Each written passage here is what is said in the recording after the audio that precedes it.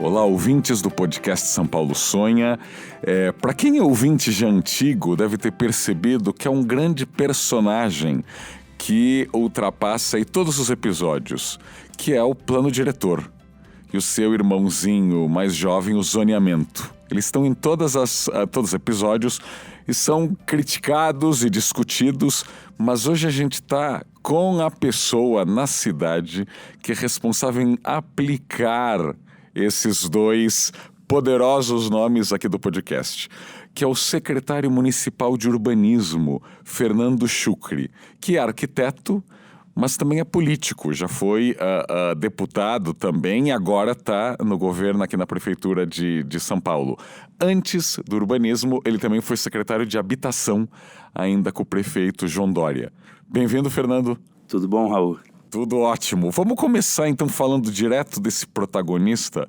Há uma revisão do zoneamento em curso e talvez aí as maiores polêmicas que acompanham essa discussão é a mudança do gabarito, o aumento aí, né, a altura dos prédios em alguns dos chamados miolos de bairros, ou seja, que estão fora daqueles eixos por onde passam aí os corredores de ônibus, metrô, o transporte público.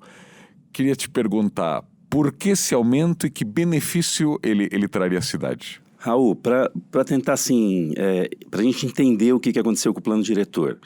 O plano diretor tinha uma diretriz muito clara, que era exatamente adensar os eixos, adensar os locais onde existe transporte público de média e alta capacidade, onde tem corredor de ônibus, onde tem trem, onde tem estação de metrô. Então, nesses pontos, o plano diretor deixou muito claro na sua intenção que essas áreas deveriam ser adensadas.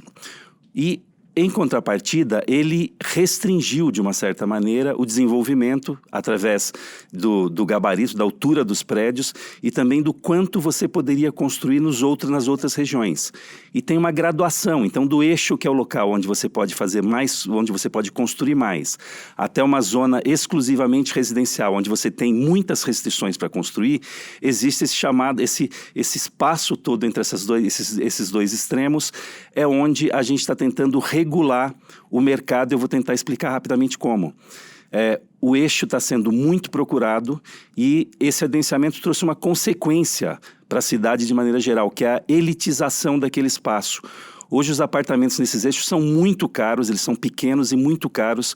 Então você está trazendo gente, principalmente classe média alta, isso não é ruim também, é muito importante dizer, para esses locais. E nas outras regiões, pela restrição, você não está tendo atratividade para os investidores. Então o que a gente está tentando fazer é modular, é melhorar um pouco essas regiões, especialmente as zonas de centralidade, a zona mista, que é o chamado miolo de bairro, que são áreas que têm muita infraestrutura e que poderiam sim ser melhores aproveitadas com adensamento um pouco maior. Não é liberar, é melhorar um pouco o adensamento daquela região de maneira que ela gere uma competição com o corredor e redução do valor do metro quadrado para o cidadão em geral. Deixa eu ver se entendi. Então, por exemplo, a Avenida Rebouças, ali é uma das poucas áreas, ou seja, por estar no eixo, que você pode construir mais.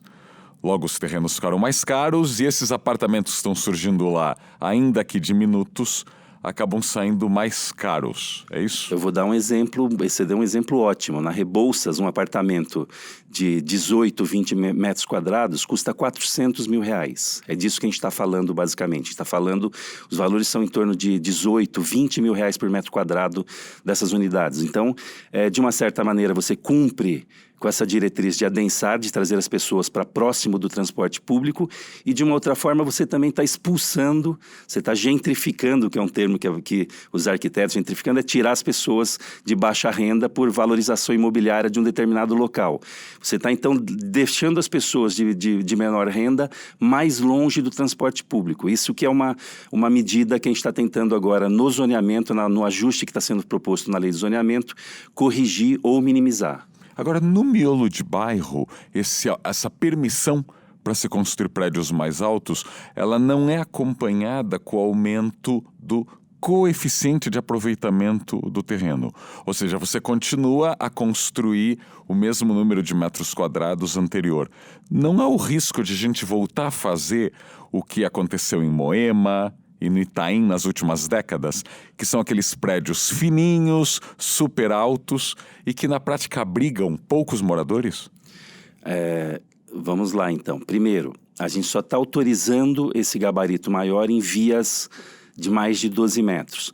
Segundo, a sua observação é muito pertinente. A gente não está aumentando o número de unidades habitacionais naquele terreno, porque a área computável é a mesma. Isso quer dizer que você não vai fazer mais apartamentos, não vai fazer mais famílias não irão morar naquele empreendimento. É o mesmo número de famílias, consequentemente, não tem sustentação. O argumento que o aumento de gabarito poderia gerar dificuldades no trânsito, dificuldades de outras ordens naquele bairro, de infraestrutura mesmo, pela inexistência de eventual falta de alguma infraestrutura. A segunda questão é que nós não liberamos o gabarito, que era uma demanda que tinha de parte da sociedade, liberar o gabarito naqueles locais, porque isso geraria uma ação contrária à diretriz de adensar o corredor. Continuamos dando preferência para o adensamento onde existe transporte coletivo de média e alta capacidade. E, ao mesmo tempo, a gente modulou, a gente criou um gabarito intermediário nessas regiões. E lembrando, a gente não vai chegar num bairro, isso é mais importante ainda para o nosso ouvinte. Nós vamos pegar num bairro onde só tem casas horizontais e vamos espetar um espigão, vamos ver se vai ser aprovado um espigão de 48 metros ou de 60 metros de altura. A gente está falando de quarteirões, o único local onde você pode se utilizar desse benefício são os quarteirões onde já tem 40% dos lotes verticalizados, ou seja, são quarteirões que já existem edifícios construídos ao longo dos últimos anos em vários zoneamentos, em vários planos diretores, ou seja, não existe o risco de ser um espigão no meio de um bairro horizontal. Eles só serão construídos onde já existem outros edifícios ao longo dos últimos anos, construídos ao longo dos últimos anos. Agora, falando de adensamento, essa palavra tem um tom quase pejorativo para muita gente. Eu acho que muita gente que ainda acredita que o Estado brasileiro vai ser capaz de espalhar infraestrutura nas periferias, nos subúrbios. Então vamos levar transporte público e empregos e escolas para a periferia, o que a gente não conseguiu nas últimas décadas. Então, quando você fala que o número de apartamentos não vai aumentar, eu acho que muita gente fala, que bom, não vai exigir mais da infraestrutura do bairro. Mas não tem aí um contrassenso de justamente muitos desses bairros precisam ter mais moradores, porque por décadas eles tiveram basicamente apartamentos de 2 e 3 quartos para famílias de classe média alta. Há vários bairros da cidade que praticamente não tem apartamentos compactos, kitnets, casinhas. E a densidade dos bairros ricos de São Paulo é uma densidade bastante baixa. Ao contrário do que a maioria das pessoas pensa, a densidade da periferia de São Paulo normalmente é bastante mais alta que dos bairros ditos nobres.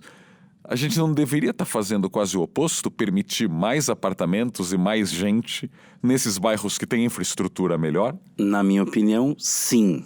Nós deveríamos estar gerando mecanismos para adensar mais os bairros onde já existe infraestrutura, onde já existe transporte, onde já existe equipamentos públicos.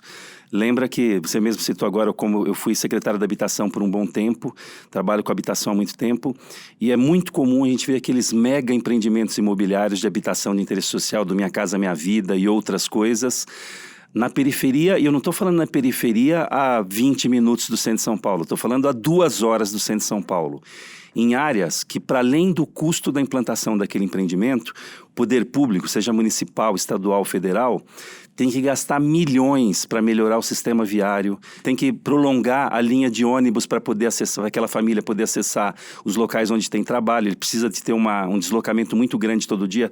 Esse, aliás, a grande deseconomia do município de São Paulo, que foi justamente o espraiamento da cidade por uma área muito grande e o tempo que o cidadão que mora na periferia demora para chegar no local onde tem emprego. A gente não está falando de 15 minutos, de 20 minutos, a gente está falando, às vezes, de deslocamentos de ida e volta de 3 horas por dia, de 4 horas por dia de um trabalhador, de um cidadão que mora nessa periferia. Além de todos os outros equipamentos, quando você constrói lá, você não tem creche, você não tem escola, você não tem posto de saúde.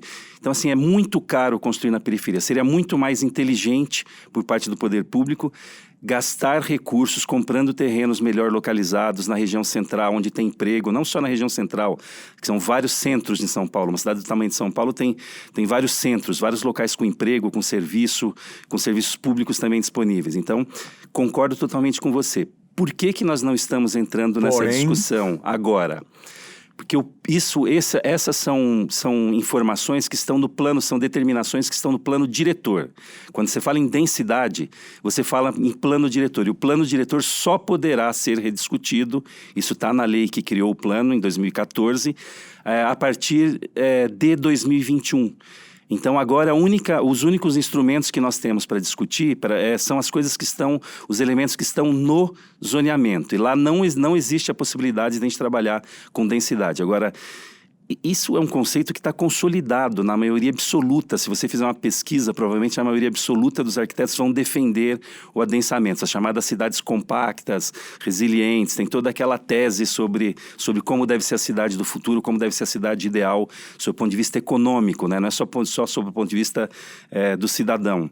E eu acho que é uma discussão que a gente vai ter que encarar em 2021. Não tenho dúvida que nós vamos ter que encarar essa discussão em 2021, porque não é sustentável crescer a cidade que a cidade cresça como ela tá crescendo hoje, com empreendimentos imobiliários longe. E a gente tem essa discussão, acho que faz parte dela. Você falou da zona de centralidade e da zona mista. É aí que a gente vai ter que adensar, que são as áreas mais próximas dos corredores e que são dotadas de infraestrutura, mesmo que acarrete numa melhoria sob o ponto de vista de infraestrutura dessas regiões. Eu acho que não tem outra possibilidade. São Paulo vai ter que se debruçar sobre essa discussão novamente em 2021 e a gente sabe da complexidade disso. Uma das medidas que a gente tomou, Raul, inclusive porque a gente sabe que tem grupos distintos, com posicionamentos distintos, foi nesse zoneamento não mexer em absolutamente nada das zonas residenciais, dos bairros exclusivamente residenciais, que tem aquelas residências unifamiliares que são casas, basicamente. Porque também é outra questão polêmica e também é outra coisa que a gente em algum momento vai ter que mexer. Porque tem bairros que estão valorizados, que tem, e de fato o cidadão que quiser morar, acho que tem o direito de ter uma opção na cidade de São Paulo de morar nesses bairros, e no mesmo momento, vocês fizeram uma matéria muito interessante sobre Pacaembu algum tempo atrás, existem regiões que estão com problema de valorização, de desocupação, com alto índice de desocupação, porque está insustentável pela localização, por várias questões que eu acho que a gente não precisa esmiuçar aqui. É uma discussão também que vai ter que se tomar em algum momento. Claro. Um grande exemplo, né, porque o adensamento tem essa má reputação, né? A Avenida São Luís, que para muita gente é uma das avenidas mais agradáveis e charmosas da cidade. Ela basicamente tem um paredão de prédios de um lado, um paredão de prédios do outro, uma altíssima densidade. A gente tem que lembrar que o edifício Louvre, que está no meio da Avenida São Luís, tem mais de 400 apartamentos. A gente tem ali o Conjunto Metropolitano, que é um grande prédio de escritórios, e com uma galeria enorme, que tem loja, livraria, barzinhos, balada, muitos escritórios de arquitetura, né? A Galeria Metrópole. Tem até um antigo cinema que de vez em quando também vira balada, mas que ainda não tem uso permanente. Mas é um lugar aí super denso e muito verde, né? Uma daquelas avenidas da cidade muito arborizadas, apesar de ter tanto prédio, né? Então, ou seja, de uma maneira bem feita, dá para fazer densidade alta com verde e com calçadas largas, né? Por que a gente não consegue fazer isso hoje em dia? Vamos colocar isso no tempo, né? Antigamente, os planos diretores ou os zoneamentos ou as leis que regravam o uso de solo permitiam, de uma maneira muito explícita, os usos diversificados no mesmo edifício. O que foi acontecendo ao longo dos anos, ao longo dos planos diretores, ao longo dos zoneamentos? Foi se criando a tal da especialização do uso do solo, que é aqui só pode residência, aqui só pode indústria, aqui só pode comércio, aqui só pode serviços. Isso criou... Tipo o plano piloto de Brasília. Tipo o plano piloto de Brasília, que foi uma tendência na arquitetura, no urbanismo especialmente, durante algumas décadas. E isso gerou, na minha opinião, aí imagino que tenha várias opiniões no contrário, uma gravíssima distorção nas cidades, que é essa questão do deslocamento. Quando você mora num lugar e a padaria está a 10 quarteirões de distância, você tem que se locomover de alguma maneira, ou você tem que ter tempo de ir caminhando tranquilo por 10 quarteirões para chegar naquela padaria e voltar para casa para tomar o seu café. Quando você tem construções, ou um conjunto, a gente pode falar numa escala de quarteirão, que eu acho que fica mais interessante entender. Quando num quarteirão você tem residência, você tem serviços, você tem uma série de atividades, a cidade fica muito mais... além da questão de estar compacta, você reduz deslocamentos, reduz uma série de deseconomias que você teria nisso. Então, a gente desaprendeu por décadas fazer empreendimentos como vários que a gente tem aqui no centro de São Paulo. O centro talvez seja o melhor exemplo, que de uma certa maneira resolveram isso. Ali o cara consegue, ali num raio de 2, 3 quarteirões, ter a vida dele quase que inteira. Isso é muito desejável, do ponto de vista de mobilidade. E agora o plano diretor, é importante fazer essa menção também, ele já tentou de uma maneira bastante efetiva voltar para aquele modelo antigo à medida que ele permite as fachadas ativas, que são as lojas, os comércios no pavimento térreo, eventualmente até equipamentos públicos e múltiplos usos nessas edificações. Então, demos o primeiro passo, eu acho, e agora é um trabalho de arquitetos, é um trabalho dos construtores, das incorporadoras também, adotar isso de maneira inteligente, de maneira que a gente volte a ter uma cidade mais humana, né? Que ela seja caminhável, que você consiga se deslocar caminhando para fazer diversas atividades suas do dia a dia. 2021 está logo ali e o nome desse podcast é São Paulo Sonha. O que você sonharia para um futuro plano diretor que ainda falta e que se adoraria aí que fosse incluído, modificado? Com o risco de ser linchado, eu acredito no adensamento dessas regiões. A gente está falando aqui, se você falar especialmente no centro expandido, para todo mundo se localizar, a gente está falando de tudo que está para dentro da Marginal Pinheiros e Tietê no primeiro momento. E diversas outras centralidades que a gente tem em diversos bairros aqui de São Paulo também, possibilidade de adensamento nesses locais. Adensamento dentro desses critérios que a gente falou, com múltiplo uso, com a possibilidade da cidade crescer, se implementando diversos tipos de uso e equipamentos naquele espaço. A segunda coisa que eu gostaria é de simplificar tremendamente a nossa legislação sob o ponto de vista de licenciamento. Assim, a gente submete o cidadão e a nós mesmos, eu sou arquiteto, a um processo burocrático para aprovar qualquer coisa na cidade de São Paulo muito complexo, muito demorado. A Prefeitura tem se debruçado sobre isso, de tentar simplificar, de tentar criar mecanismos de simplificação disso. Mas a lei em si, zoneamento, código de obras e plano diretor, gera uma série de obrigações e uma série de problemas na hora de aprovar os projetos que geram uma burocracia excessiva e o tempo excessivo também para você aprovar. O resultado disso, a gente sabe, 60%, 70% da cidade é irregular. O cara desiste de aprovar, o cara não quer, porque é caro, porque é trabalhoso, porque precisa contratar um arquiteto. Então, assim, ter a possibilidade da gente pensar em licenciamentos autodeclaratórios, em procedimentos simplificados, para mim, é um sonho, já que você está falando em sonhar. E outra coisa muito interessante, a gente está fazendo com o licenciamento na nossa cidade, vira um trabalho de advogado e de despachante, não mais de arquiteto e de engenheiro. Porque é o cara que é especialista na legislação e normalmente de como ali ajustar, como enquadrar, como ter uma vantagem sob o ponto de vista de metragem quadrada a mais construída e outras coisas. Então, até por conta dessa lógica do que é área construída e o que é área, computável e não computável. Então, outro sonho que eu tenho é basicamente colocar potenciais construtivos únicos. Isso daria liberação, sob o ponto de vista criativo, sob o ponto de vista de fazer melhores projetos, em detrimento do artifício técnico para poder construir mais. Então, ao invés de dar potencial construtivo 4, que a gente tem agora na cidade de São Paulo, como sendo maior, com exceção do centro, aliás, que é 6, você dá, por exemplo, a gente sabe que quando você dá 4 de área computável, a área computável é 4 vezes a área do terreno. Então, esse terreno de 1.000 metros, você pode construir 4.000 metros de área computável. A gente já sabe pela experiência que quando você soma computável e não computável, o cara constrói 9.000, 8.000, 10.000 metros quadrados. É muito mais inteligente e simples para qualquer um entender. Você pode construir 8.000 metros quadrados.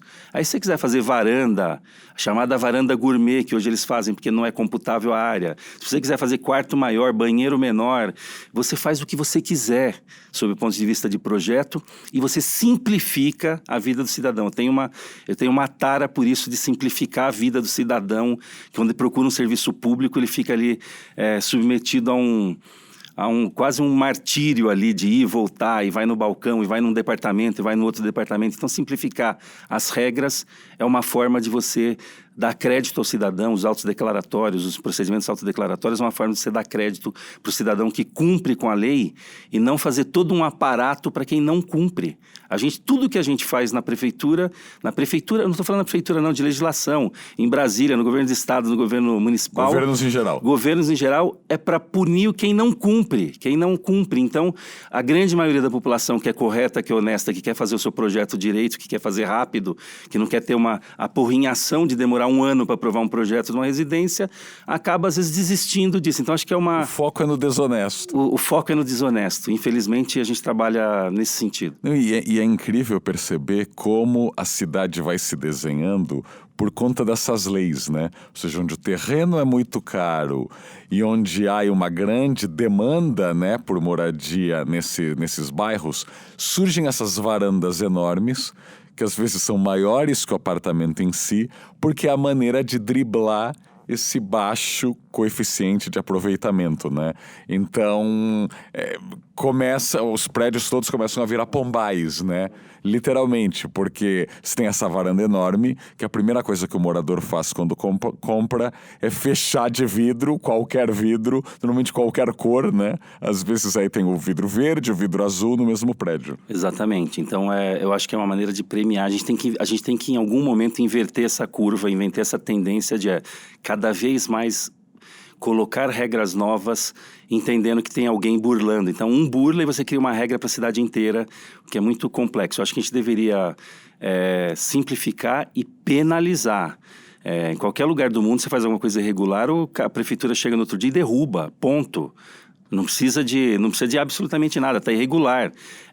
Deveria ser mais simples as coisas do que a gente faz, de maneira a punir de fato quem comete esse tipo de irregularidade e premiar a maioria absoluta da população com uma prefeitura mais eficiente, com uma prefeitura que demande menos dele para fazer questões simples, operações simples que ele tem direito como cidadão, e a prefeitura tem a obrigação de uma certa maneira, atender, regular da maneira mais rápida possível. Parece ingênuo isso, eu sei que parece ingênuo. Você perguntou, o que você sonha? Claro. Eu sonho com isso. A gente tem que sonhar, né? A ideia aqui do podcast é tentar suprir esse déficit de sonho que é em São Paulo, né? Nos transformamos em pessoas muito céticas e às vezes cínicas, então a gente precisa tentar sonhar um pouco mais. Déficit de sonho é uma ótima definição para a nossa situação atual. Enorme. E talvez um dos lugares que mais sofre de déficit de sonho e de ceticismo seja o centro de São Paulo. Porque há décadas, há projetos, há décadas, há grandes planos transformadores. As próprias leis, né, operação urbana, o coeficiente no centro é maior, vamos levar o mercado imobiliário para lá, vamos ter muito retrofit e vamos ter mais habitação. E esses projetos andam aí a passo de cágado com artrite. Queria saber qual é o projeto atual, mas o que é que está faltando? Ou seja, além de falar do projeto, que eu sei que tem um projeto agora justamente na sua secretaria, o que a gente pode fazer para destravar, para a gente, o ouvinte do podcast se sentir um pouquinho mais otimista e menos cético? O ouvinte deve estar absolutamente cético, porque ele já deve ter ouvido Horrorizado. falar. Pelo menos eu me lembro aqui de cabeça, aqui rapidamente, de 5, 6 grandes projetos anunciados por administrações diferentes de requalificação, chamada requalificação do centro de São Paulo. E de concreto, todos eles, eu não acho que ninguém andou, acho que esses planos ao longo dos anos foram tendo pequenos avanços na região central, mas ninguém conseguiu de fato requalificar. Tanto que lá a gente tem uma proporção de empregos e moradores, por exemplo, muito desproporcional. Tem muito mais emprego do que gente morando. De novo, a deseconomia do deslocamento. As pessoas saem lá do Jardim Apurá, no extremo sul de São Paulo, e vêm trabalhar no centro de São Paulo. Ou vêm comprar no centro de São Paulo. Então, assim, todos esses projetos tinham uma base. Se você lembrar esses projetos de maneira geral, eles tinham uma teoria que era trazer gente para morar no centro de São Paulo. E em momentos diferentes, ocorreram que eu me lembro, que me recordo que foi feito ao longo dos últimos 20 anos, por exemplo, que tem muito mérito do governo estadual, menos do municipal e mais do estadual, foi os governos estaduais trazerem seus equipamentos, seus grandes edifícios, suas empresas, suas secretarias, né? Para a área central. Isso deu vida, o centro estava numa situação muito deteriorada, isso deu vida porque são milhares e milhares de funcionários que voltaram a trabalhar, se deslocar para o centro e passam o dia aqui gerando uma economia toda em torno dessas pessoas. Estou falando em alimentação, em compras, em uma série de outras coisas, além do principal, que é ocupar os espaços do centro, requalificar edifícios que estavam abandonados, reformar aqueles edifícios. Então, isso é uma consequência, isso é uma coisa que aconteceu de fato e foi positiva ao longo dos últimos anos. Se você for somando todas as intenções que nós tivemos ali, foram anúncios grandes e grandes obras, a gente teve poucas questões. Uma outra coisa que eu me lembro que foi importante, a reforma e a implantação de grandes equipamentos culturais. A gente está falando da Sala São Paulo, a gente está falando da Praça das Artes. E aí, essa gestão também, lembrando que tem uma operação urbana lá que foi a que com certeza teve menos sucesso, do ponto de vista de arrecadar recurso da venda do potencial construtivo adicional para viabilizar obras.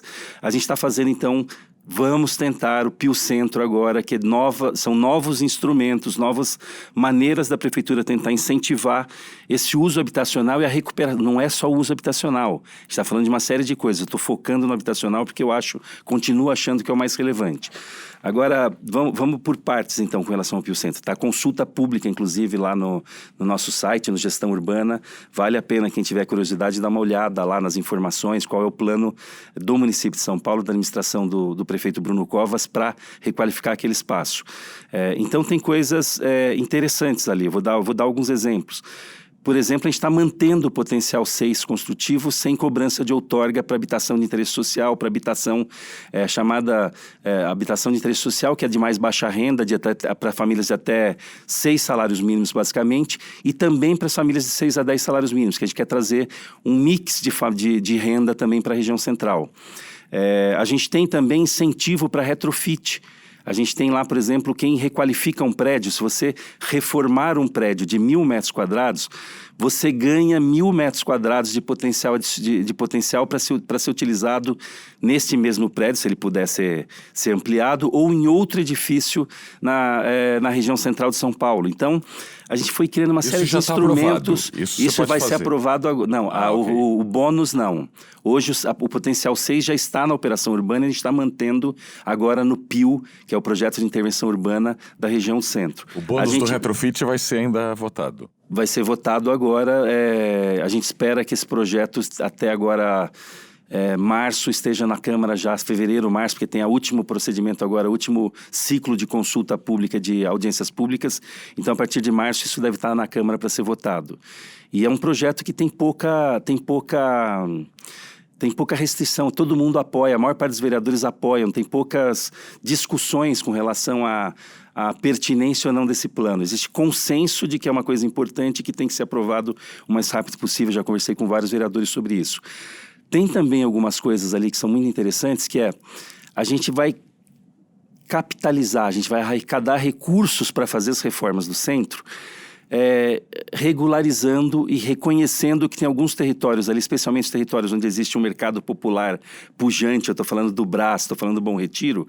A gente vai aumentar o potencial construtivo naqueles bairros e cobrar uma outorga de regularização, que também é uma novidade. O cara vai poder regularizar o imóvel dele até um determinado limite, que é o limite que está estabelecido no plano diretor, pagando outorga para a gente com uma multa. Ele vai ser penalizado, porque senão você está privilegiando quem constrói de maneira irregular. Então, ele vai poder pagar para a prefeitura e regularizar aquele imóvel, e esses recursos serão utilizados justamente para financiar essas intervenções na área central.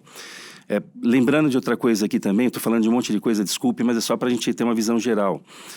Sempre se anunciou obras de requalificação de calçadas, de obras de grandes praças, e a gente nunca conseguiu sair do papel. A gente teve o cuidado de começar as obras primeiro e depois agora anunciar o plano de reestruturação do centro, o Anhangabaú. Para quem passar no Anhangabaú lá, ele já está a parte de infraestrutura já está praticamente pronta da nova obra, e a gente espera que seja criado ali um novo ponto de atratividade, de atração turística e cultural para o centro de São Paulo. Os calçadões do centro, investir na melhoria da questão da circulação, especialmente de pedestres naquela área que tem uma série de dificuldades com relação a depressões, buracos e obras que são feitas constantemente por conta do problema de infraestrutura. A infraestrutura do centro é muito antiga, então não é só refazer a calçada, é refazer a infraestrutura daqueles locais e fazer um calçamento moderno, um calçamento que gere atratividade para a gente. A gente tem também no Triângulo Histórico, é um decreto separado, incentivos fiscais, incentivos tributários, isenção de IPTU por 10 anos de empresas que se deslocarem para aquela região. E não é qualquer empresas de inovação, cultura, gastronomia, porque a gente quer reativar o centro também durante os outros períodos que não o período comercial, o período das 8 da manhã às 6 da tarde. E uma série de incentivos para habitação, como eu disse, e o poder público tem um papel importante nisso, à medida que tem diversos edifícios dele lá que estão aguardando financiamento. A gente está criando um modelo, também com iniciativa privada, de um modelo que viabilize a produção da locação social na região central, que é um modelo que a gente acredita que vai ser subsidiado também pelo poder público para famílias de diversas faixas de renda que têm um potencial muito grande de requalificar um número muito grande de edifícios que estão lá subutilizados na área central. Falei demais, né? Mas eu acho que é isso, que dá para ficar falando aqui muito tempo. A gente tem muitos planos para o centro e a gente acredita nesses planos de verdade. Agora, como conciliar essa visão de ter mais habitação no centro com a visão que o próprio prefeito Bruno Covas, quando esteve aqui gravando o podcast, falou de transformar o Centro Velho numa espécie de nova Vila Madalena? Vamos levar muitas baladas para lá, vida noturna, etc., porque pouca gente mora. Será que a gente não acaba voltando justamente a essa ideia de um centro com uma única função? Porque para ter muito morador, você tem que ter esse equilíbrio. Morador, emprego e não só entretenimento, não só balada. Como fazer isso? Mas as ações não estão levando só balada, só entretenimento. É que o centro já tem uma vocação, vamos lembrar. Pelo grande número de teatros, de cinemas, de restaurantes, até algumas coisas que foram mais recentes, alguns grandes centros, talvez o Farol Santander seja um grande exemplo de um grande equipamento cultural de gastronomia que foi feito ali na região central recentemente, que tem um alto poder de atratividade de pessoas para aquela área. Então a gente não está falando só disso, a gente está falando de trazer confiança para o morador, para o cidadão, porque assim, vamos lembrar, vamos ser muito pragmático, muito objetivo. O centro tem uma série de problemas também, ele tem uma série de oportunidades e tem uma série de problemas, que a gente está falando do quê? Problemas no sentido que a prefeitura precisa de oferecer soluções para algumas questões que são muito visíveis, que geram, por exemplo, a sensação de insegurança para uma família que mora lá. A gente tem problemas com relação à zeladoria. No próprio Anhangabaú, a gente vai testar um modelo de concessão que envolva zeladoria de diversos equipamentos da região central. Concessão para usar aquele espaço para eventos, eventualmente, mas que também vai estar vinculado à questão de zeladoria, manutenção daquele espaço pelo privado. A gente pode pegar uma série de outras ações que a gente está tentando desenvolver, então, modelos para resolver talvez o problema mais visível, moradores em situação de rua, pessoas em situação de rua. O centro está com problema e a gente sabe toda a situação econômica do país, a crise dos últimos anos, a crise de moradia de maneira geral. A secretária Berenice está fazendo agora um censo novo lá de moradores de rua e a gente tem expectativa de alguma coisa próxima do dobro do que foi feito no último censo em 2015. Por vários motivos, eu não vou entrar aqui, não é uma solução só que a prefeitura tem que dar. A prefeitura tem tentado aumentar o número de equipamentos de abrigamento dessas pessoas e a gente testou lá, quando eu estava na habitação ainda, um primeiro modelo de locação social para a população de rua, para aquele que conseguiu cumprir com aquela chamada jornada de autonomia, que é o cara fazer curso profissionalizante, a prefeitura tentar... Não é só curso profissionalizante, eu estou simplificando, tem uma série de outras questões, do seu ponto de vista psicológico, do seu ponto de vista de reinserção dessas pessoas na sociedade. Então a prefeitura está preocupada com isso também, porque não adianta só fazer calçada e melhorar a iluminação. Tem uma série de outras ações de zeladoria, segurança pública, com relação à população em situação de rua e outras que precisam ser tomadas para a gente poder viabilizar esse retorno das famílias para o centro. Hoje, o centro ainda, se comparado com outras regiões, do ponto de vista de infraestrutura similares, ainda tem preços interessantes. É importante ver isso. A gente tem ainda muitas unidades, não as novas, mas especialmente as unidades mais antigas, com preços muito atrativos. E a pessoa às vezes compra a unidade, do seu ponto de vista de investimento, mas não vai morar. Ela está alugando, ela está fazendo algum tipo de Airbnb, esse tipo que tem muito hoje, muita gente fazendo esse tipo de investimento hoje.